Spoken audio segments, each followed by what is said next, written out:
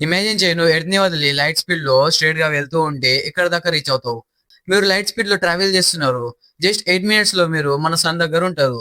ఇంకో 4 అవర్స్ తర్వాత మీరు మన సోలార్ సిస్టమ్ ని ఆల్మోస్ట్ దాటేసి ఉంటారు. అక్కడ నుంచి డార్క్నెస్, సైలెన్స్, ఎండ్లెస్ స్పేస్ ఉంటది. కొంత టైం తర్వాత మీరు రీచ్ అవుతారు హ్యూమన్స్ పంపిన మోస్ట్ డిస్టెంట్ ఆబ్జెక్ట్ వయాగర్ 1. అది రీచ్ అవ్వడానికి కూడా లైట్ స్పీడ్ లో జస్ట్ 1 డే కన్నా తక్కువ టైమే పడుతుంది. కానీ రియల్ జర్నీ ఇక్కడే స్టార్ట్ అవుతుంది. 29 డేస్ తర్వాత మీరు రీచ్ అవుతారు ఓరోట్ క్లౌడ్, మన సోలార్ సిస్టమ్ బౌండరీ. అది క్రాస్ చేయడానికి లైట్ స్పీడ్ లో కూడా 1.5 ఇయర్స్ పడుతుంది.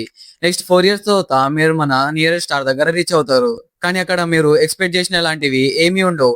No planets, no light. దాన్నే మనము లోకల్ బబుల్ అని అంటాం. అండ్ ఆల్మోస్ట్ 100 ఇయర్స్ తర్వాత మీరు క్రాస్ చేస్తారు మన రేడియస్ సింగిల్ లిమిట్ ని. ఇప్పుడు ఇమాజిన్ చేయి లైట్ స్పీడ్ లో కూడా 27,000 ఇయర్స్ పడుతుంది మన గెలాక్సీ సెంటర్ కి రీచ్ అవ్వడానికి. ఇంకో 500 ఇయర్స్ కంప్లీట్ గెలాక్సీ క్రాస్ చేయడానికి పడుతుంది. కానీ రియల్ జర్నీ ఇంకా అయిపోలేదు. మీరు వెళ్తూ ఉంటే 46.5 బిలియన్ ఇయర్స్ తర్వాత మీరు రీచ్ అవుతారు అబ్జర్వబుల్ యూనివర్స్ ఎడ్జ్. అక్కడ నుంచి ఇంకా ఏముంటుందో ఎవరికి తెలియదు. ఒకవేళ మీకు ఛాన్స్ దొరికితే వెళ్ళొస్తారా? కమెంట్ సెక్షన్ లో చెప్పండి.